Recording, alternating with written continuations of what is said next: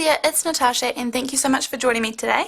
Today we have just kind of a quick haul of an absolute random bunch of bits and pieces.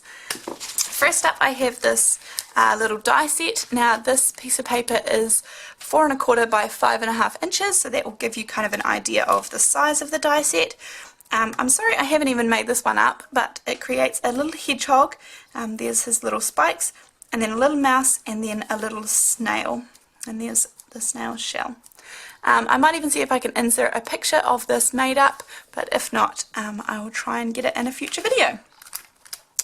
Next up I have some washi tapes, which I buy washi tapes with really good intentions and then I kind of lose the ideas by the time they arrive. But anyhow, this is what they look like. I've put them on a piece of paper just so that you can kind of get a better idea. Obviously these two are fairly plain and they're kind of grids, and then this kind of bubbly circly one here. So that's those. They're all nice and wide. Next up I have a couple of stencils. Now this stencil is a 5x5 stencil, so it will it won't quite fit over your 4 1/4 by 5.5 inch card, and it's not too bad. I have found with most ones, this one might be slightly trickier, but you can kind of carry on the pattern and it's okay. Sometimes by the time you have a couple of matting layers, it doesn't matter as well because the piece that you're actually stenciling ends up being smaller. Anyhow, then I have this one here, which is 6x6, so it will fit over these over a normal card front nicely. Pretty plain, but yeah, you could do some cool effects with this one too. And then next up I have, as I said, it's a random bunch of stuff today, but I have these little glitter tubes. These are quite small, I must say, and I guess the glitter is kind of mediumly chunky, maybe. I'm not 100% sure if I can get it to focus on the glitter. It's kind of hard, but anyhow. But there is in here 2, 4, 6, 8, 10, 12. So there's 12 different shades of glitter.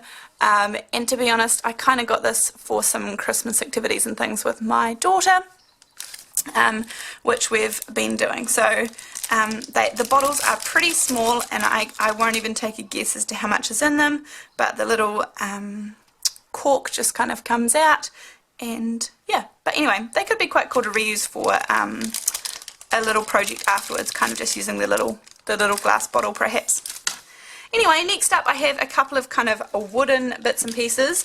Now I have all of these frames. So in this set there's 3 different types. There's like a small, if you like, and a medium and a large. So these, again, I must say these ones are quite flexible. They're quite thin, but sturdy enough, and definitely when you put them down on projects, honestly they don't have to be, you know, super sturdy, because usually they're, you know, there's no weight on them or anything, so it's fine. Anyhow, so I think, I'm not going to count them, but maybe like 15 or 20 of these in the set.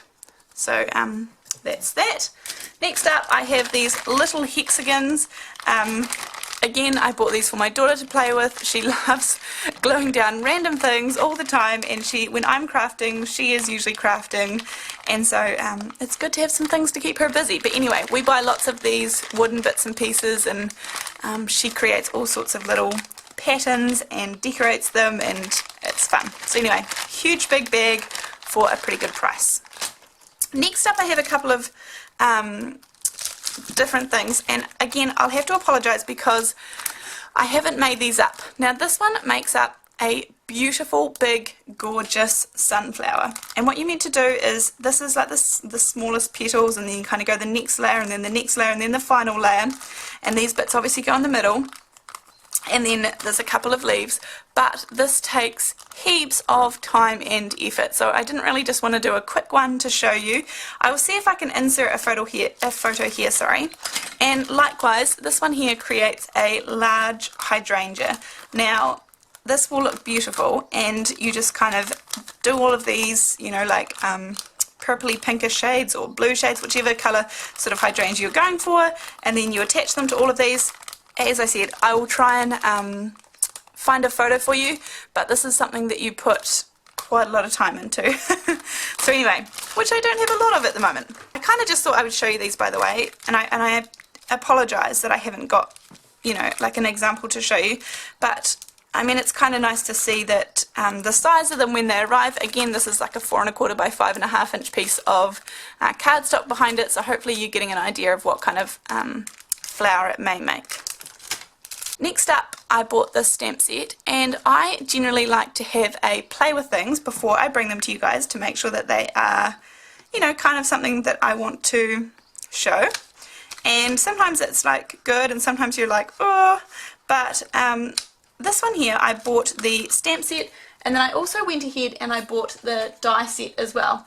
Now I will, because I've already had a play with this, I have already taken the die set apart, but it did come all together, and I just thought I would show you here. So these are all the little pieces that I have taken apart, and it kind of comes with the birds to die cut out, these ones, and the branch obviously, and then it cuts out the little flowers and things, and then it also includes these 2 birds here, or 3 birds, sorry, 2 larger ones and 1 smaller one, and so when I die cut the 2 larger birds, they do look quite cute. I'll get a piece of black paper so that you can kind of see them a little bit better, but anyway, there's one bird and there's the other bird. I guess you could kind of, they're quite cute, and you could have fun doing those as well, kind of making them into more realistic little birds. However, when I came to stamp these birds here, and I thought I would cut them out and make sure the dies were all cutting and everything fine, but these dies are backwards. So this one here is for the little one, and then this is for the slightly bigger one. And so if you turn them around like this, they fit perfectly and they look good, which is fine, but that is backwards, and so that makes it really tricky to cut out. And again, the same for the branch, it is backwards, so I know that it's hard for you guys to see, but at the moment the dies are facing upwards instead of cutting side down. So that does, honestly, I probably wouldn't buy these dies again, because it's just really annoying. The only way to kind of get around that is when you stamp the birds down, you then stamp them on this side, turn the paper over, and I hold it up against the light, and that way I was able to make sure that these were perfectly lined up, and I was able to die cut out the birds. Now the die cuts themselves, after they're cut, are perfect, you know. They cut out perfectly and the dies cut really well, and that was all fine. However, you can kind of see that, you know, this has the nice side to it, and this is kind of the rough side of the die cutting. Yeah, it's hard to explain, but if you've done die cutting for a little bit, you will absolutely know which way is the right side up and which way is the back of it. But anyhow, so I guess they do cut out fine. The dies work, they're just backwards. But anyhow, that's fine, and lesson learned, and I probably won't use the dies because I don't like that side. And they're easy enough to fussy cut the images, to be honest, so I will definitely use the stamp set, but I would probably just end up fussy cutting them.